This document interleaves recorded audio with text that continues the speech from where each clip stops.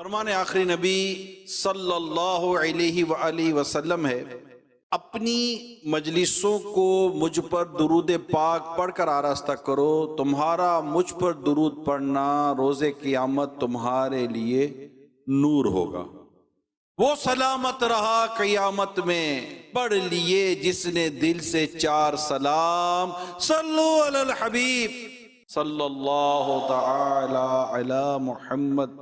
ایک مرتبہ حضرت ابراہیم بن ادہم رحمت اللہ تعالی علیہ کوئی غلام کی ضرورت پیش آئی۔ پہلے غلام خریدے جاتے تھے، بکتے تھے بازاروں میں، تو بازار تشریف لے گئے، آپ غلام خرید کر گھر میں لائے۔ آپ نے اس غلام سے پوچھا تمہارا نام کیا ہے؟ غلام نے کہا جس نام سے آپ پکارے وہی میرا نام ہے۔ آپ نے پوچھا تم کیا کھانے کے عادی ہو؟ غلام نے کہا جو آپ کھلا دیں گے کھا لوں گا۔ پھر پوچھا کوئی خواہش ہو تو بتاؤ۔ غلام بولا جو آپ کی خواہش ہے وہی میری خواہش ہے، میں تو غلام ہوں۔ کیا کہتا ہے؟ میں تو غلام ہوں۔ غلام کو ان چیزوں سے کیا تعلق؟ غلام کے یہ جذبات نہیں ہوا کرتے، میں تو غلام ہوں۔ جب حضرت ابراہیم بن ادہم رحمۃ اللہ تعالی علیہ نے اس غلام کے یہ جذبات سنے تو کچھ اس طرح ارشاد فرمانے لگے، کاش میں بھی اللہ پاک کا ایسا ہی اطاعت گزار بندہ ہوتا تو کتنا بہتر ہوتا۔ یقیناً یہ آپ کی عاجزی تھی، ان کی ساری تھی، آپ کی تواضع تھی، آپ اللہ کے بہت زبردست ولی ہیں حضرت ابراہیم بن ادہم رحمۃ اللہ تعالی علیہ۔ لیکن کمال کمال کمال کے یہ بزرگ ہوتے تھے، یہ کہاں کہاں سے اپنے لیے سبق کی، عبرت کی، نصیحت کی باتیں لے لیتے تھے۔ یقین مانے کمال کے لوگ تھے یہ نیک لوگ ہوتے اسی طرح کے ہیں کہ یہ مطلب بڑا باتوں سے یہ نکال لیتے ہیں نا اپنے لیے سیکھنے اور سمجھنے کی باتیں۔ یہ بس کمال ہوتا ہے، یہ بھی کمال کی بات ہوتی ہے اللہ کے نیک بندوں کی۔ ہر ایک کو نصیب نہیں ہوتا۔ اب ہمیں کوئی یہ واقعہ تو چلو ہمیں بتایا جا رہا ہے بیان کے اندر، لیکن یہ واقعہ پتہ چلے تو اپنے اوہو غلام کتنا اچھا تھا، مگر ہم اس سے یہ نہیں لیتے کہ یار مجھے اس معاملے میں کیا ہونا چاہیے۔ یہ بات بڑی سمجھنے کی ہے کہ کہیں کچھ سن کر اپنے اوپر لینا، کہیں سن کر اپنے اوپر لینا۔ پیارے بھائیوں، فلاں کا انتقال ہو گیا ہے، ہم انتقال پر افسوس بھی کرتے ہیں۔ جب افسوس کرنے کا موقع ہوتا ہے، افسوس کرنے کی کیفیت ہوتی ہے۔ کسی کی موت کی، میت کی، حادثے کے بارے میں سنتے ہیں، یقیناً اس موقع کی مناسبت سے ہماری کیفیتیں بنتی ہیں، لیکن ہم اپنے اوپر نہیں لیتے۔ ابراہیم بن ادہم رحمۃ اللہ تعالیٰ علیہ نے غلام کی باتوں کو اپنے اوپر لیا۔ غلام سے متاثر ہونا تو اپنی جگہ بتا کتنا اچھا غلام ملا ہے کہ میں جس نام سے پکاروں یہ اس کا نام، میں جو کھلاؤں یہ وہ کھائے گا، میں جو خواہش کروں یہ اس کی خواہش۔ واہ یار مزہ آ گیا، کیا غلام ملا یار۔ غلام ہو تو ایسا ہو، یوں ہو نا، مگر آپ نے ایسا نہیں کہا غلام ہو تو ایسا ہو۔ آپ نے اس کو کیا لیا کہ کاش کہ میں بندہ ایسا ہوتا، اللہ کا ایسا بندہ ہوتا، اللہ تعالیٰ کی ایسی اطاعت کرتا، اللہ پاک کی اس طرح کی میری بندگی کی کیفیت ہوتی تو کیا بات ہے۔ آپ کی عاجزی تھی، لیکن ہمیں سمجھنا چاہیے کہ اللہ پاک کی رضا پر راضی رہنا یہ ایک زبردست بندگی ہے۔ غلام بندہ جو لفظ کہتے ہیں تو بندے کا ایک معنی غلام کا بھی ہوتا ہے نا، یہ آپ کے علم میں ہونا چاہیے۔ تو بندہ ہوتا ہی وہی ہے پیارے اسلامی بھائیوں جس کی اپنی کوئی خواہش نہ ہو، اپنی کوئی خواہش نہ ہو۔ جیسے ہم نے مرید بنتا ہے تو مرید بھی کیا بنتا ہے؟ مرید بھی غلام بن جاتا ہے، ایک طرح سے مرید بک جاتا ہے۔ تو مرید کی اپنی کوئی خواہش ہی نہیں رہتی، مرید پھر اپنے پیر کی خواہش پہ چل رہا ہوتا ہے کہ وہ اس کو راستہ بتا رہا ہوتا ہے نا، پیروی کر رہا ہوتا ہے، وہ اس کو مرشد کہتا ہے، اس کی رشد و ہدایت پر وہ عمل کر رہا ہوتا ہے، وہ جو ہدایت دیتا ہے اس پر عمل کر رہا ہوتا ہے۔ تو یہ مطلب مرید، جیسے مرید کے بارے میں کہتے ہیں کہ مرید یہ ہے کہ جیسے کہ غسال کے ہاتھ میں مردہ، کہ جیسا مطلب کہ وہ مردے کو غسل دینے والا جس طرح اس کو آگے پیچھے کرتا ہے، اوپر نیچے کرتا ہے، تو مرید بھی ہوتا رہتا ہے۔ اپنی چیزوں سے باہر آ جانا، اپنی خواہشات سے باہر آ جانا، یہ ہوتا ہے۔ اور تو کہتے ہیں کوئی مجھے دو باتیں بھی سکھا دے تو میں اس کا غلام۔ اب نہ شاگرد جیسے رہے نہ مرید ایسے رہے، اور ہماری کیفیت ایسی رہی نہیں ہے۔ اللہ کرے کہ ہمیں ایسی اطاعت، ایسی فرما برداری مل جائے اسلام اور دین کے تعلق سے، اللہ اور اس کے رسول کی اطاعت و فرما برداری کے تعلق سے۔ تو کیا بات ہے مدینے کی. ہم رسول پاک صلی اللہ علیہ وسلم کی ایسی سچی پکی غلامی نصیب ہو جائے، ایسی سچی پکی غلامی نصیب ہو جائے کہ محبوب کریم صلی اللہ تعالی علیہ وسلم نے جو کچھ فرمایا کرو میں وہی کروں گا، جس چیز سے روکا رک جاؤ میں اس سے رک جاؤں گا، جو کھانے کا ارشاد فرمایا کہ یہ کھانا تمہارے لیے جائز وہ یہی میرے لیے جائز، جس کا فرمایا ناجائز وہ میرے لیے ناجائز، اس سے بچنا ہے تو اس سے بچنا ہے، یہ کرنا ہے تو یہ کرنا ہے. یہ بس یہ بڑے کرم کے ہیں فیصلے، یہ بڑے نصیب کی بات ہے، سچی بات ہے.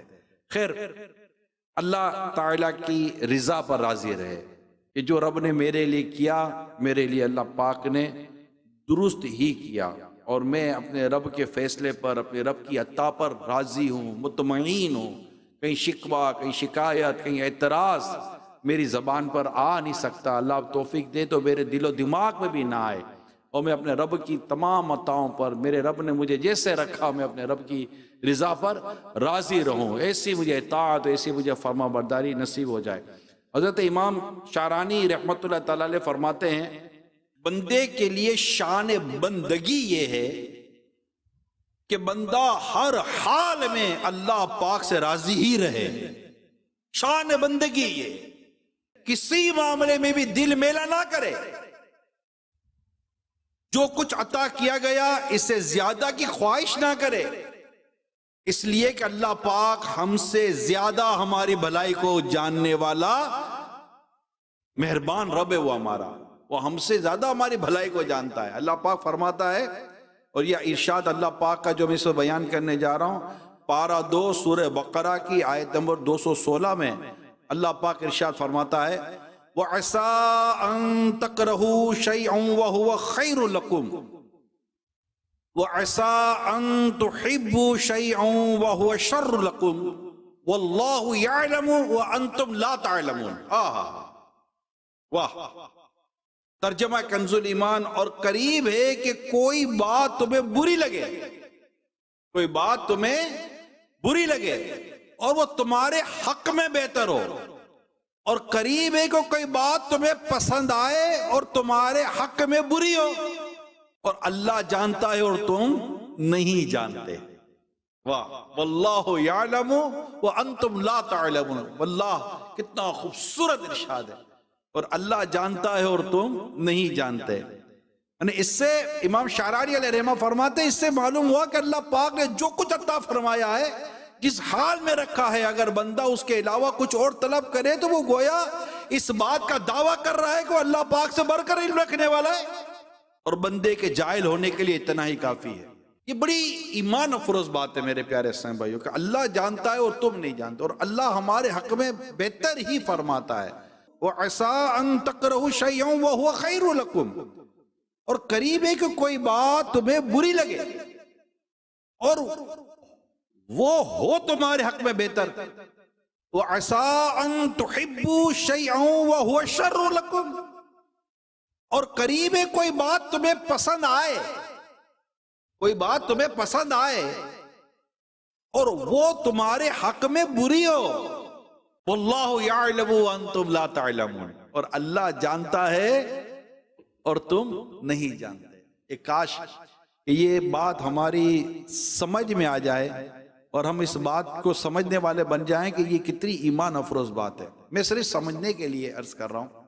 ایک بادشاہ بہت سخی تھا اور اس نے اعلان کیا ہوا تھا، اس کا دریا سخاوت جوش میں تھا کہ جو مانگو گے ملے گا، آؤ مانگو، جو مانگو گے دوں گا، جو مانگو گے دوں گا، منہ مانگی مراد ملے گی. اب اس اعلان کا شورا سن کر ایک کسان چل پڑا بادشاہ کے پاس کچھ مانگنے کے لیے. کیا چلو بادشاہ نے بڑی سخاوت کا اعلان کیا ہے، جو مانگو گے ملے گا، منہ مانگی پاؤ گے، جو خواہش ہوگی میں تمہاری خواہش پوری کر دوں گا. چلتے میں بھی خواہش اپنی رکھتا ہوں بادشاہ کے آگے کیا ملتا ہے. تو کسان تھا وہ، اور وہ کسان آیا. اب کسان کی کیفیت یہ تھی کہ نہ اس کے پاس ہل تھا، نہ اس کے پاس بیل تھا، نہ اس کے پاس کوئی دانا وانا زمین میں ڈالنے کے لیے پیسے تھے، مگر چلا تھا کہ چلو یار بادشاہ کی سخاوت ہے، کچھ مانگ کر لاتا ہوں. اس نے بادشاہ کو آ کر کہا بادشاہ مجھے ہاتھی دے دو. بادشاہ اس کے حالات سے باخبر تھا. بادشاہ نے کہا کہ اس کے پاس نہ ہل ہے، نہ کھیت جونے کے لیے بیل ہے، نہ اپنے کھلانے پلانے کا کچھ ہے، یہ کیا کرے گا؟ ہاتھی لے جائے گا، ہاتھی کو کہاں سے کھلائے گا؟ اس کو اپنے کھانے پینے کے اس کے مسئلے ہیں۔ بادشاہ نے کیا کیا؟ بادشاہ نے اسے ہاتھی دینے کے بجائے چند ایکڑ زمین اور کچھ کھیتی باڑی کا سامان اس کسان کو دے دیا۔ اب کسان باہر نکل کے کہتا ہے، بادشاہ کہتا تھا بڑا مطلب کہ مانگو جو مانگو گے ملے گا، مانگا ہاتھی تھا، دے بیل دیا، زمین دے دی، یہ سب دے دیا، یہ کیا بات ہوئی؟ اب آپ بتائیے کہ کسان جو اپنے حالات کو جانتے ہوئے بھی ہاتھی مانگ رہا ہے، مگر بادشاہ کو پتا تھا کہ اس کے بنیادی طور پر بیسک اس کی پوزیشن کیا ہے اور اس کے لیے کیا بہتر ہے۔ تو بندہ کہے گا یار کسان نادان ہے، بندہ یہی کرے گا کسان نادان ہے کہ بادشاہ نے تو جو مانگا تھا وہ نہیں ملا، مگر اس کو ملا وہی جو اس کے حق میں بہتر ہے۔ اسی طرح ایک اور مثال بھی کتابوں میں لکھی ہے۔ ایک شہر میں قحط پڑا تھا نا، مطلب کہ کھانے پینے کے مسائل تھے، بارشیں نہیں ہوتی تو پھر قحط پڑ جاتا ہے، خوش سالی ہو جاتی ہے۔ اب ایک شخص کے پاس روپیہ پیسہ تو ہے مگر کھانے کو کچھ بھی نہیں ہے، کیونکہ بازار میں کچھ ہے ہی نہیں، بارشیں نہیں ہو رہی ہیں، قحط سالی ہو گئی ہے، اناج ہے ہی نہیں مارکیٹ کے اندر۔ اسی دوران ایک کنگال آدمی کو کسی سخی کا پتہ چلا کہ وہ لوگوں کی مدد کرتا ہے۔ یہ اس شخص کے پاس جا کر کہنے لگا مجھے چند ہزار روپے دے دو۔ اب وہ سخی کو پتا تھا کہ یہ چند ہزار روپے مجھ سے لے تو لے گا، لیکن یہ بازار میں جا کر کرے گا کیا؟ اناج تو ہے نہیں، کیا کھائے گا، کیا پیے گا؟ آدھی پیسہ لے گا تاکہ گھر کا راشن لے گا، اناج پانی لے گا، اور مارکیٹ میں وہ ہے نہیں۔ اس نے اس کو 1000 روپے دینے کے بجائے کچھ راشن وغیرہ اس کو کر دیا۔ اب یہ شخص راشن لے کر نکلا اور کہنے لگا کہ لے، سنا تو تھا کہ جو مانگو کو ملتا ہے، پیسے دوں گا پیسے دوں گا، پیسے تو دے نہیں، راشن دے دیا۔ اب کوئی بولے کہ یہ آدمی کیسا نادان ہے، دینے والے کو پتا تھا کہ یہ جس کو میں دے رہا ہوں اس کو ضرورت بنیادی طور پر کس چیز کی ہے، جس چیز کی اس کو ضرورت ہے وہ اس کو مل رہا ہے۔ تو بندہ بعض اوقات اپنے بارے میں جو اچھا سمجھتا ہے وہ اس کے حق میں بہتر نہیں ہوتا۔ اب یہ تو عام سمجھانے کے لیے، جیسے ہم دعا کرتے ہیں، یہ دونوں باتیں دعا کے باب میں لکھی گئی ہیں۔ یہ دو میں نے آپ کو مثالیں دی نا، یہ دعا کے باب میں لکھی ہیں۔ ادعونی استجب لکم، اللہ فرماتا ہے مجھ سے مانگو میں دعا قبول کرتا ہوں۔ ہم دعا مانگتے ہیں، ہمیں وہ مل ہی نہیں رہا جو ہم مانگ رہے ہیں۔ واللہ یعلم وانتم لا تعلمون، اس کو یاد کر لو میرے پیارے اسلامی بھائیوں، مدنی چینل کے ناظرین، سوشل میڈیا پر بیٹھے ہوئے عاشقان رسول، اس آیت کریمہ کے حصے کو یاد کر لے، واللہ یعلم وانتم لا تعلمون، اور اللہ جانتا ہے اور تم نہیں جانتے۔ ارے میرے حق میں کیا بہتر ہے میرا رب جانتا ہے، وہ مجھے وہی دے گا جو میرے حق میں بہتر ہے۔ یہ اتنی سکون والا معاملہ ہے، پرسکون کر دیتا ہے، غریب، امیر، بیمار، تندرست، سب کے لیے اس کے اندر الحمدللہ زبردست چیز ہے۔ کیونکہ کسی کے لیے کیا بہتر ہے، کسی کے لیے کیا بہتر ہے، یہ تو اللہ پاک جانتا ہے نا، ہم تو نہیں جانتے، اور اللہ اپنے بندوں کے حق میں بہتر فرماتا ہے۔ اب امیری غریبی کو دیکھ لیں، یہاں امیری غریبی پر بات ہوتی ہے تو اب امیری غریبی کا معاملہ دیکھ لیں کہ اللہ پاک نے اس معاملے میں کیا کچھ کرم فرمایا ہوا ہے۔ مثال کے طور پر سورہ شورا کے اندر آتا ہے کہ اور اگر اللہ اپنے سب بندوں کا رزق وسیع کر دیتا تو ضرور زمین میں فساد پھیلاتے، لیکن وہ اندازہ سے اتارتا ہے جتنا چاہے، بے شک وہ اپنے بندوں سے خبردار ہے، انہیں دیکھتا ہے۔ کتنی خوبصورت بات ہے، انہو بعبادہ خیر بصیر، واللہ اللہ کیا، انہو بعبادہ خیر بصیر، بے شک وہ اپنے بندوں سے خبردار ہے، انہیں دیکھتا ہے۔ ابو عبداللہ محمد بن احمد قرطبی علیہ رحمہ فرماتے ہیں اگرچہ بندوں کے بہتر و فائدے کے لیے افعال کرنا اللہ تعالیٰ پر واجب نہیں، اس کے باوجود اللہ پاک کے افعال اور حکمتوں اور مصلحتوں سے خالی نہیں ہے۔ اللہ پاک اپنے بندے کے حال کو جانتا ہے، اور اگر اس پر دنیا کا رزق وسیع کر دیا تو یہ وسعت بندے کے اعمال کو فاسد کر دے گی، اس لیے اس پر رزق تنگ کر دینے میں ہی اس کی مصلحت و بہتری ہے۔ لہذا کسی پر رزق تنگ کر دینے میں اس کی توہین نہیں، اور کسی پر رزق کشادہ کر دینا اس کی فضیلت نہیں۔ مزید فرماتے تمام معاملات اللہ تعالیٰ کی مشیت پر موقوف ہیں، وہ جو چاہتا ہے کرتا ہے، اور وہ اپنے کسی فعل پر جواب دے نہیں، کیونکہ وہ علی الاطلاق مالک ہے، اپنے بندوں کے حق میں بہتر فرماتا ہے۔ میں ایمان افروز آپ کو حدیث سناتا ہوں، ایمان افروز حدیث سنیے۔ اللہ تعالیٰ فرماتا ہے، غور سے سنیے مدنی چینل کے ناظرین، اسلامی بھائیوں، اتنی سکون کر دیتی ہے اور اتنا بندے کا توکل بڑھاتی ہے اور اپنے رب سے محبت بڑھاتی ہے یہ روایت کہ میرا رب کریم ہے، میرا رب رحیم ہے، واللہ یعلم وانتم لا تعلمون، اور اللہ جانتا اور تم نہیں جانتے۔ حدیث قدسی سنیے، بے شک میرے بعض مومن بندے ایسے ہیں کہ ان کے ایمان کی بھلائی مالداری میں ہے، اگر میں انہیں فقیر کر دوں تو اس کی وجہ سے ان کا ایمان خراب ہو جائے گا۔ بے شک میرے بعض مومن بندے ایسے ہیں کہ ان کے ایمان کی بھلائی فقیری میں ہے، اگر میں انہیں مالدار بنا دوں تو اس کی وجہ سے ان کا ایمان خراب ہو جائے گا۔ بے شک میرے بعض مومن بندے ایسے ہیں کہ ان کے ایمان کی بھلائی صحت مند رہنے میں ہے، اگر میں انہیں بیمار کر دوں تو اس بنا پر ان کا ایمان خراب ہو جائے گا۔ بے شک میرے بعض مومن بندے ایسے ہیں کہ ان کے ایمان کی بھلائی بیمار رہنے میں ہے، اگر میں انہیں صحت عطا کر دوں تو اس کی وجہ سے ان کا ایمان خراب ہو جائے گا۔ میں اپنے علم سے اپنے بندوں کے معاملات کا انتظام فرماتا ہوں، بے شک میں علیم و خبیر ہوں۔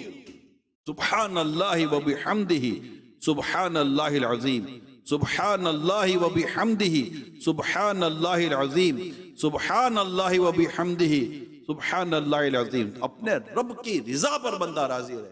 کچھ ایسے معاملات ہو جاتے ہیں بندے کے ساتھ، مگر یہ نہیں جانتا کہ یہ تکلیف، یہ پریشانی مجھے کتنی بڑی تکلیف اور پریشانی سے بچا رہی ہے۔ میں آپ کو ایک اور حکایت سناتا ہوں، ایمان افروز حکایت سنی ہے۔ حضرت لقمان حکیم رحمت اللہ تعالیٰ علیہ کے متعلق منقول ہے، آپ نے ایک دن اپنے بیٹے سے فرمایا تمہیں جو بھی معاملہ درپیش ہو، تمہیں اچھا لگے یا برا، اپنے دل میں یہی رکھو کہ وہ تمہارے حق میں بہتر ہے۔ بیٹے نے عرض کیا ابا جان یہ بات ذرا وضاحت سے مجھے سمجھا دیں، ایسا کیسے ہو سکتا ہے کہ ہر بات میرے حق میں بہتر ہی ہو؟ حضرت سید حکیم لقمان رحمت اللہ تعالی علیہ نے فرمایا ایک بستی میں اللہ پاک کے ایک نبی تشریف فرما ہے، آؤ ان کی خدمت میں حاضر ہوں، وہ ہمیں زیادہ بہتر انداز میں سمجھائیں گے۔ چنانچہ دونوں یعنی والد اور بیٹے سفر کا سامان لیا اور سواری پر سوار ہو گئے، جانور ہوتے تھے سواری کے، اور علم دین سیکھنے کی مقدس نیت کے ساتھ دونوں نے سفر اختیار کیا۔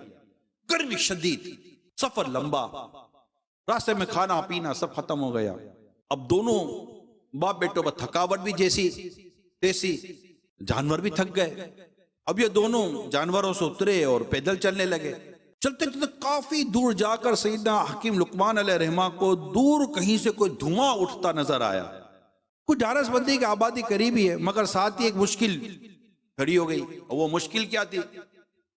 مشکل یہ کھڑی ہو گئی کہ کوئی نوکیلی ہڈی تھی، ہڈی وہ آپ کے بیٹے کے پاؤں میں لگ گئی اور آر پار ہو گئی، پاؤں زبردست زخمی ہو گیا۔ اب خون بہا، زخمی، بھوک، پیاس، تھکاوٹ، اب اس پر ان کو بے ہوشی طاری ہو گئی۔ اب بیٹے کی حالت دیکھ کر حضرت کی آنکھوں سے بھی آنسو جاری ہو گئے کہ یہ بیٹا بھی بڑا تکلیف میں آ گیا۔ آپ نے بڑی مشکل سے وہ ہڈی نکالی، پٹی کی، کچھ افاقہ ہوا، بیٹے کو ہوش آیا۔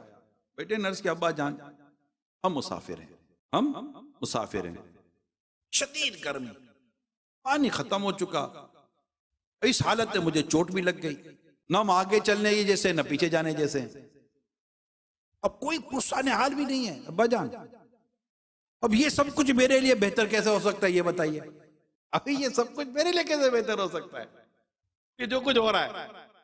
حضرت سیدنا حکیم لقمان رحمت اللہ تعالی علیہ نے فرمایا بیٹا یہ جو مصیبت ہمیں پہنچی ہے، ہو سکتا ہے اس کے ذریعے کو بہت بڑی ہم سے مصیبت ٹل رہی ہو۔ ابھی یہ دونوں باپ بیٹوں کے درمیان باتیں چل ہی رہی تھی کہ حکیم لقمان علیہ رحمہ کو دور سے کوئی شخص آتا دکھائی دیا۔ اب کچھ مطمئن ہوئے مگر جلدی وہ نظروں سے اچھل ہو گیا۔ پھر آپ کو ایک آواز سنائی دی، انت لقمان، کیا تم لقمان ہو؟ کہا جی ہاں میں لقمان ہوں۔ پوچھا حکیم لقمان؟ کہا لوگ تو ایسا ہی کہتے ہیں۔ اس سے میں پھر پوچھا تمہارے بیٹے نے کیا کہا ہے؟ حکیم لقمان نے پوچھا آپ کون ہیں اور سامنے کیوں نہیں آ رہے؟ آواز آئی میں جبرائیل ہوں، حضرت جبرائیل علیہ السلام۔ میں صرف نبیوں اور فرشتوں کو دکھائی دیتا ہوں، کہ اگر آپ جبرائیل ہیں تب تو آپ ہمارے حال سے واقف ہوں گے۔ حضرت جبرائیل علیہ السلام نے فرمایا اللہ پاک نے مجھے ایک شہر پر عذاب نازل کرنے کے لیے بھیجا تھا، جب میں وہاں پہنچا تو مجھے معلوم ہوا کہ آپ دونوں بھی اس شہر کی طرف بڑھ رہے ہیں۔ چنانچہ میں نے اللہ پاک سے دعا کی، یا اللہ ان دونوں کو اس شہر میں داخل ہونے سے روک دے۔ میری دعا قبول ہوئی اور آپ کا بیٹا تکلیف میں مبتلا ہو گیا۔ اگر ایسا نہ ہوتا تو آپ شہر میں داخل ہو جاتے تو آپ بھی شہر والوں کے ساتھ عذاب میں مبتلا کر دیے جاتے۔ اللہ اللہ اللہ اللہ، واللہ یعلم وانتم لا تعلمون، اور اللہ جانتا ہے اور تم نہیں جانتے۔ اپنے رب کی رضا پر بندہ راضی رہے۔ جے سونا میرے دکھ وچ راضی تے سکھنو میں چلے پاواں۔ اتنی ایمان افروز حکایت ہے، کتنی ایمان افروز باتیں ہیں، کتنا ایمان افروز یہ میں بتا، یہ کیا یار کیفیت اللہ جس سے عطا کر دے کہ میں اپنے رب کی رضا پر راضی رہوں، میں اپنے رب کی رضا پر راضی رہوں۔ میرے مطلب میں جس حالت میں بھی ہوں، میرا رب مجھے دیکھتا ہے، میرا رب مجھے جانتا ہے، وہ علیم ہے، وہ خبیر ہے۔ اس کی شان ہے علیم بذات الصدور، دلوں میں آنے والے خیالات کو بھی وہ جانتا ہے۔ پھر وہ قریب ہے، وہ رحیم ہے، وہ رحمان ہے، وہ سبحان ہے۔ ماؤں سے بڑھ کر اپنے بندے پر رحم کرنے والا ہے۔ وہ جانتا ہے اپنے بندے کی تکلیف کو، اپنے بندے کے دکھ کو، اپنے بندے کی پریشانی کو، اس کی غربت کو، اس کی تنگ دستی کو، اس کی بیماری کو، اس کی پریشانی کو، اس کے قرضوں کو، اس کے گھر میں بیماریوں کو، اولاد کی تکلیف، بیوی کی تکلیف، شوہر کی تکلیف، ماں باپ کے تعلق سے، آس پڑوس کے تعلق سے، قرضوں کے تعلق سے، تنگ دستی کے تعلق سے، ہسپتالوں میں بیمار ہے، گھر میں بیمار ہے۔ وہ جانتا ہے، وہ اپنے بندوں کی کیفیت کو جانتا ہے، اپنے بندوں کے حالات کو جانتا ہے، مگر وہ جو کچھ کرتا ہے اپنے بندے کے لیے اچھا ہی کرتا ہے، بہتر ہی کرتا ہے۔ نہ جانے کس، جب تکلیف کے پیچھے نہ جانے کون سی راحت، کون سی پریشانی سے نجات، پھر ثواب کا ڈھیر۔ اللہ صبر عطا کرے، بندہ اپنے رب پر بس بھروسہ کرے، اس پر توکل کرے اور اپنے رب سے محبت کرے کہ میرا رب میرے حق میں بہتر ہی فرمائے گا۔ حضرت موسیٰ اور ہارون علیہ السلام فرعون کے پاس جب گئے نیکی کی دعوت دینے کے لیے، تو فرعون نے پوچھا، اے موسیٰ تم دونوں کا رب کون ہے؟ فرعون پوچھتا ہے تم دونوں کا رب کون ہے؟ حضرت موسیٰ علیہ السلام نے فرمایا، ہمارا رب وہ ہے جس نے ہر چیز کو اس کی خاص شکل اور صورت دی، پھر راہ دکھائی۔ یہ صورت طٰہٰ کے اندر بیان آیا ہے۔ مفسرین کرام نے اس آیت کی جو وضاحت فرمائی، اس کے مطابق اس کا مطلب یہ کہ رب وہ ہے جس نے ہر چیز کو ایک خاص مقصد کے تحت مخصوص صلاحیت پر پیدا فرمایا، پھر ہر چیز کو اس کے کام کے مطابق صورت بھی عطا فرمائی، پھر ہر چیز کو اس کی صلاحیت و کام کے مطابق اسباب بھی عطا فرمائے، اور ساتھ ہی ساتھ ان اسباب کو استعمال میں کیسے لانا ہے اس کی ہدایت بھی عطا فرما دی۔ اللہ اللہ اللہ، سبحان اللہ و بحمدہ، سبحان اللہ العظیم، سبحان اللہ و بحمدہ، سبحان اللہ العظیم۔ آنکھ عطا کی یہ دیکھتی ہے، کان عطا کیے سنتے ہیں۔ کان دیکھنے کا کام نہیں کرتے، آنکھ سننے کا کام نہیں کرتی۔ ہر چیز کو اللہ تعالیٰ نے اپنی رحمت سے اس کو بنایا ہے، اس کو قائم کیا ہے، اس کی شکل و صورت اس کے حساب سے اللہ نے بنائی ہے۔ پھر کمال یہ ہے کہ ہر چیز کا ایک خاص مقصد ہے اور ایک خاص کام ہے۔ اللہ پاک کے پیارے نبی حضرت عیسیٰ علیہ السلام ایک مرتبہ نہر کے قریب سے گزر رہے تھے۔ آپ نے دیکھا کہ بچے نہر میں نہا رہے ہیں، ان کے ساتھ ایک نابینا بچہ بھی تھا، نہر میں نہا رہے، ان کے ساتھ نابینا بچہ بھی تھا، بلائنڈ۔ حضرت عیسیٰ علیہ السلام کو اس کے حال پر رحم آیا۔ آپ نے اللہ پاک کی بارگاہ میں دعا کی، یا اللہ اس کو بھی آنکھیں عطا فرما دے۔ اللہ پاک نے آپ کی دعا قبول فرمایا، اس بچے کو آنکھیں عطا فرما دی گئی۔ جب اس نے آنکھیں کھولی اور بچوں کو دیکھا تو ایک بچے کو پکڑ کر پانی میں اس قدر غوطے دیے کہ وہ مر گیا، پھر دوسرے کو پکڑا، اس سے بھی غوطے دے کر قتل کر دیا۔ یہ منظر دیکھا عیسیٰ علیہ السلام حیران ہوئے اور دعا کی، یا اللہ پاک تو اپنی مخلوق کو بہتر جاننے والا ہے، اسے پہلی حالت پر ہی لوٹا دے۔ یہ اللہ پاک بس ہمیں ایمان کو کامل کرنے والی سوچ اور سمجھ عطا کر دے کہ ہم اپنے رب کی رضا پر راضی رہیں۔ اللہ اپنے بندوں کے حق میں بہتر فرماتا ہے، وہ اپنے بندے کو جس حال میں رکھتا ہے بس اللہ پاک ہمیں اس حال میں اپنے رب سے راضی رہنے کی توفیق عطا فرما۔ اللہ کے آخری نبی صلی اللہ علیہ وسلم نے فرمایا، یعنی خوشخبری ہے اس کے لیے جس کو اسلام کی ہدایت دی گئی، قدر کفایت رزق دیا گیا اور وہ اس پر راضی ہے۔ ایک حدیث پاک میں جب قیامت کا دن ہوگا تو اللہ پاک میری امت کے ایک گروہ کو پر عطا فرمائے گا، پر عطا فرمائے گا، جن کے ذریعے وہ اپنی قبروں سے اڑ کر جنت میں چلے جائیں گے اور وہاں جیسے چاہیں گے لطف اندوز ہوں گے۔ فرشتے ان سے پوچھیں گے کیا تم حساب دے چکے ہو؟ وہ کہیں گے ہم نے حساب نہیں دیا۔ فرشتے پھر پوچھیں گے کیا تم پل صراط سے گزر چکے؟ وہ جواب دیں گے ہم نے پل صراط نہیں دیکھا۔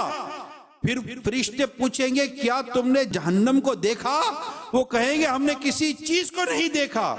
تو فرشتے ان سے کہیں گے تم کس کی امت میں سے ہو؟ وہ خوش بخت جنتی کہیں گے ہم امام الانبیاء حضرت محمد مصطفیٰ صلی اللہ علیہ وسلم کو امتی ہیں۔ فرشتے کہیں گے ہم تمہیں اللہ پاک کی قسم دیتے ہیں، بتاؤ دنیا میں تمہارے کیا اعمال تھے؟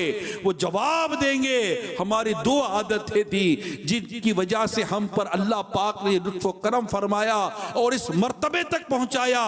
نمبر ایک، ہم تنہائی میں بھی اللہ پاک کی نافرمانی سے حیا کرتے تھے، اور دوسری ہم اللہ پاک کی عطا کردہ تھوڑے رزق پر راضی رہتے تھے۔ کتنی دونوں اہم ترین باتیں کہ ہم تنہائی میں بھی اللہ پاک سے حیا کرتے تھے، اس کی نافرمانی نہیں کرتے تھے، اور آج ہم تنہائیاں ڈھونڈتے ہیں اس رب کی نافرمانی کرنے کے لیے۔ یعنی پہلے کے لوگ لوگوں میں عبادت اس طرح کرتے تھے کوئی دیکھ نہ لے کہ ریاکاری نہ ہو جائے۔ کچھ عبادتیں اس طرح کی بھی ہوتی ہیں، نماز با جماعت کا معاملہ جدا ہوتا ہے دیگر کا، مگر نیک لوگ لوگوں میں عبادات کے تعلق سے یہ احتیاط کرتے تھے، سوچتے تھے یار پتہ نہ چل جائے کوئی دیکھ نہ لے، تو ان کی تنہائی کی عبادتیں وہ کہاں کے کہاں پہنچ جاتی تھی۔ اور یہاں ہمارا حال ہے کہ جب لوگ دیکھ رہے ہوتے ہیں تو ہمیں عبادت اور نیکی کرنے کا جذبہ بڑھ جاتا ہے، اور جب تنہائی میں ہوتے ہیں تو اللہ کی نافرمانی پر کمر باندھ لیتے ہیں۔ اللہ اللہ ہمارا بنے گا کیا؟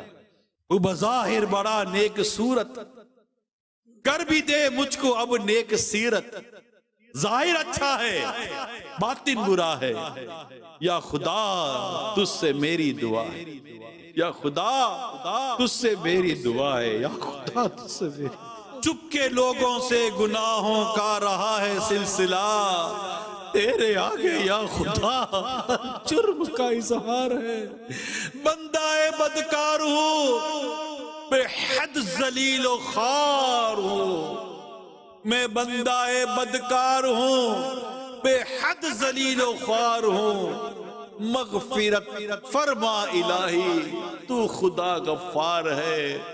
اے کاش اللہ کی ایسی رحمت ہمیں نصیب ہو جائے کہ ہم لوگوں میں بھی ہوں یا تنہائی میں بھی ہوں گناہوں سے بچنے کی عادت ہو جائے، گناہوں سے بچنے کی۔ جس خوبصورت دو عادتوں نے انہیں اس مقام و مرتبے تک پہنچا، سو ایک عادت یہ تھی کہ کہتے ہیں کہ ہم تنہائی میں بھی اللہ پاک کی نافرمانی سے حیا کرتے تھے، اور دوسری بات ہم اللہ پاک کی عطا کردہ تھوڑے رزق پر راضی رہتے تھے۔ اللہ ہم سب کو اپنی رضا اور اپنی رضا عطا فرمائے۔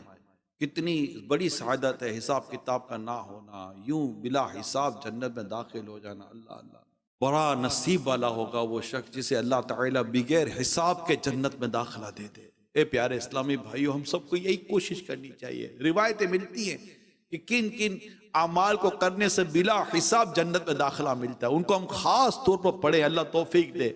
ہم روایتوں کو خاص طور پر پڑھیں کہ جس میں اللہ کے پیارے حبیب صلی اللہ علیہ وسلم نے ہمارے لیے یہ ارشاد فرمایا کہ یہ وہ اعمال ہے جسے کرنے والے کو اللہ تعالیٰ بغیر حساب کتاب کے جنت دے دیتا ہے۔ یہ پورا مضمون ہے، پورا موضوع ہے کہ کس کس کو بلا حساب جنت میں داخلہ ملے گا۔ اگر حساب کتاب ہو گیا ہم تو مر جائیں گے، ہم دیں گے کیا حساب؟ حساب دینے جیسا ہے ہی کیا؟ گناہوں سے لے تھوڑا ہوا نہ پایا ہمارے، نہ آنکھیں ٹھکانے پر، نہ کان ٹھکانے پر، نہ ہاتھ پاؤں بچے ہوئے، نہ دل و دماغ کا کوئی حال ہے۔ برا حال ہے ہمارا، برا حال ہے ہمارا، ہم کیا حساب دیں گے؟ اللہ ہمیں بے حساب بخش دے، تو بے حساب بخش کہ ہے بے شمار جرم۔ دیتا ہوں تجھ کو واسطہ شاہ حجاز کا، اللہ ہمیں بے حساب بخش دے، بے حساب بخش دے، بے پوچھ لجائے کو لجا۔ صدقہ پیارے کی حیا، صدقہ پیارے کی حیا کا کہ نالے مجھ سے حساب، صدقہ پیارے کی حیا کا کہ نالے مجھ سے حساب، بخش بخش بخش بے پوچھے لجائے کو لجانا کیا ہے۔ اے مولا بس ہمارے حال پر رحم کر، ہمیں بے حساب جنت میں داخلہ دے دے، آمین۔ کاش ہمیں بے حساب جنت میں داخلہ نصیب ہو جائے اور ہم اپنے رب کی رضا پر راضی رہنے والے بن جائیں۔ یقیناً سب سے بڑھ کر جو نعمت ہے وہ رب کی رضا ہے۔ اللہ کے پیارے حبیب صلی اللہ علیہ وسلم نے فرمایا، اللہ پاک اہل جنت سے فرمائے گا، اے جنتیو کیا تم راضی ہو گئے؟ اہل جنت عرض کریں گے، مولا کیوں راضی نہ ہوں گے؟ تو نے ہمیں وہ نعمتیں دی ہیں جو کسی کو نہ دی۔ اللہ پاک فرمائے گا، میں تم کو ان سب سے اعلیٰ نعمت دوں گا۔ اہل جنت عرض کریں گے، مولا ان سے افضل کیا چیز ہو سکتی ہے؟ اللہ پاک فرمائے گا، میں تم سے راضی رہوں گا، کبھی ناراض نہ ہوں گا۔ ہائے ہائے ہائے، معلوم ہوا کہ اللہ پاک کی رضا کا ملنا آخرت کے انعامات میں سب سے بڑا انعام ہے۔ اور یہ انعام ملتا کیسے ہے؟ امام غزالی فرماتے یہ آخرت کا سب سے بڑا انعام اسی صورت میں ملتا ہے کہ بندہ دنیا میں اللہ پاک سے راضی رہے۔ ایک مرتبہ بنی اسرائیل حضرت موسیٰ علیہ السلام کی خدمت میں عرض کیا، اے اللہ پاک کے نبی، اللہ پاک سے ایسا عمل معلوم کیجئے کہ جب ہم وہ عمل کریں تو اللہ پاک ہم سے راضی ہو جائے۔ حضرت موسیٰ علیہ السلام نے رب کریم کی بارگاہ میں بنی اسرائیل کا مدعا پیش کیا۔ اس پر اللہ پاک نے فرمایا، اے موسیٰ بنی اسرائیل سے فرما دے وہ مجھ سے راضی رہے، میں ان سے راضی ہو جاؤں گا۔ شیخ ابو علی دقاق رحمت اللہ تعالیٰ علیہ کے شاگرد فرماتے تھے، مجھے یہ معلوم ہو جاتا ہے کہ اللہ پاک مجھ سے راضی ہے یا نہیں۔ پوچھا گیا وہ کیسے؟ فرمایا جب میں رب سے راضی ہوتا ہوں تو وہ بھی مجھ سے راضی ہوتا ہے۔ کہتے ہیں کسی گاؤں میں کوئی نیک بزرگ رہا کرتے تھے، سب لوگ ان کی بہت عزت کرتے تھے، ان سے دعائیں کروایا کرتے تھے۔ اس گاؤں کے قریب سے ایک دریا گزرتا تھا۔ ایک مرتبہ یوں ہوا کہ دریا کا بند ٹوٹ گیا، پانی نے گاؤں کا رخ کیا، لوگ بہت پریشان ہوئے، روتے ہوئے نیک بزرگ کے پاس حاضر ہوئے کہ دعا کیجئے۔ انہوں نے فرمایا جاؤ سب لوگ پھاوڑے اور دیگر اوزار لے آؤ۔ اب سب لوگ جلدی سے پھاوڑے اور دیگر اوزار لے کر آ گئے۔ وہ جو اللہ کے نیک بندے تھے انہوں نے بھی پھاوڑا اٹھا لیا اور سب لوگوں کو لے کر دریا تک پہنچے۔ لوگ سمجھ رہے تھے کہ دریا کے کنارے پر پہنچ کر بند بنایا جائے گا تاکہ ایسا راستہ بنا دیا جائے کہ پانی اندر نہ آ سکے۔ اور وہ بزرگ کا جب عمل دیکھا تو وہ مختلف تھا کہ انہوں نے تو پھاوڑے لیے اور بند جو بچا کچا تھا وہ توڑنا شروع کر دیا۔ اب لوگ پریشان، ڈر گئے، خوف زدہ ہو گئے کہ یہ کیا ہو رہا ہے، اور خوف زدہ ہو کر اپنے گھروں کی طرف چلے گئے، چھتوں پہ چڑھ گئے کہ اب تو یہ تو بچا کچا بند ہے حضرت، تو وہ بھی توڑ رہے ہیں، اب تو سیلاب بالکل تیزی کے ساتھ آئے گا اور ہمیں بہا کر لے جائے گا۔ سارے گھروں کی چھتوں پہ نکل گئے اور وہاں سے چلے گئے۔ تھوڑی دیر کے بعد وہ اللہ کے نیک بندے اپنے کندھے پر پھاوڑا رکھ کر واپس آ رہے تھے۔ لوگ بڑے حیران ہو گئے کہ آخر ماجرا کیا ہوا، کیا؟ جلدی جلدی حضرت کی بارگاہ میں حاضر ہوئے کہ حضرت کیا ہوا؟ ہم تو ڈر گئے تھے کہ یہ تو بچہ کچا جو بند تھا وہ بھی آپ توڑ رہے تھے، اب تو پانی نے سیلاب نے تو آنا تھا اور ہمیں تو بہا کر لے جانا تھا، یہ سب ہوا کیسے؟ اب حضرت کا جواب سنیے۔ حضرت فرماتے ہیں میں بچہ کچا جب بند توڑ رہا تھا تو غیب سے آواز ہے بندے کیوں توڑتا ہے؟ میں نے عرض کیا یقیناً یہ بند اللہ پاک کی مشیت ہی سے ٹوٹا ہے، لہذا جب اللہ پاک کی مشیت یہی ہے کہ دریا کا پانی گاؤں کی طرف چلا جائے تو میں اس پر راضی ہوں اور پانی کا راستہ کھول رہا ہوں۔ آواز آئی ہے بندے جب تو ہماری مرضی پر راضی ہے تو جا، ہم تیری مرضی کو پورا کرتے ہیں، بس اسی سبب سے سیلاب رک گیا۔ اللہ اللہ اللہ اللہ اللہ پاک ہمیں یہ سعادت عطا کر دے کہ ہم اپنے رب سے جس حال میں رب رکھے وہ راضی رکھے، ہم راضی رہیں مولا، بس ہم راضی رہیں۔ یہ نعمت، یہ سعادت، یہ کرم تو ہی ہم پر فرما دے، ہم پر ایسی نگاہ رحمت فرما دے، ہمارے دل و دماغ میں کوئی ایسی باتیں آئی نہ میرے غوث پاک شیخ عبد القادر جیلانی رحمت اللہ تعالی علیہ نے اللہ پاک کی رضا میں راضی رہنے کے 2 طریقے ارشاد فرمائے. آپ فرماتے ہیں جو شخص اللہ پاک کی رضا میں راضی رہنا چاہتا ہے اسے چاہیے کہ موت کو ہمیشہ یاد رکھے، کیونکہ موت کی یاد دنیاوی مصیبتوں کو آسان بنا دیتی ہے. اور دوسری بات، جس بات پر دل میں شکوہ آئے بندے کو چاہیے کہ اس بات پر شکوہ کرنے کے بجائے اللہ پاک سے دعا کرے. مثلا کسی پر غربت آ گئی یا کوئی بیمار ہو گیا، اب اس کے دل میں وسوسے آتے ہیں تو اسے چاہیے کہ غربت یا بیماری کا شکوہ نہ کرے، بلکہ اللہ پاک کی بارگاہ میں دعا کرے، یا اللہ پاک مجھ سے غربت دور فرما دے، یا اللہ پاک مجھے اس مرض سے شفا عطا فرما دے. یوں اپنے دل کو شکوہ شکایت کے بجائے دعا میں مشغول رکھے. اس کی برکت سے انشاءاللہ الکریم دل ہلکا ہو جائے گا، اور اللہ پاک نے چاہا تو رب کریم کی رضا میں راضی رہنے کی توفیق بھی نصیب ہو جائے گی. یہ میرے پیر، میرے مرشد غوث پاک شیخ عبد القادر جیلانی رحمت اللہ تعالی علیہ کے مبارک 2 ارشاد بیان کیے. تو ہیں پریشانیاں، ہیں مصیبتیں، ہیں آزمائشیں، لیکن ہم اپنے رب سے دعا کریں. امتحان کے کہاں قابل ہوں میں پیارے اللہ، بے سبب بخش دے مولا تیرا کیا جاتا ہے. وہ کرم کرنے والا ہے، آسانی پیدا کرنے والا ہے. اللہ پاک سے دعا ہے ہمیں عافیت دے، سلامتی دے، اپنی رضا پر راضی رہنے کی توفیق عطا فرمائے. اور جو مقدر میں پریشانیاں، مصیبتیں یا جو بھی آزمائشیں، اللہ پاک ہمیں اس کو صبر عطا کرے، اور اس صبر پر اللہ پاک ہمیں اجر عطا فرمائے، اور ہم مرتے دم تک اپنے رب کی رضا پر راضی رہیں، راضی رہیں، راضی رہیں. حضرت ابو سعید خدری رضی اللہ تعالی عنہ صحابی رسول ہیں. آپ فرماتے ہیں ایک دن اللہ پاک کے آخری نبی صلی اللہ علیہ وسلم نے میرا ہاتھ پکڑا اور فرمایا، اے ابو سعید، 3 چیزوں کا جو اقرار کرے وہ جنت میں داخل ہوگا.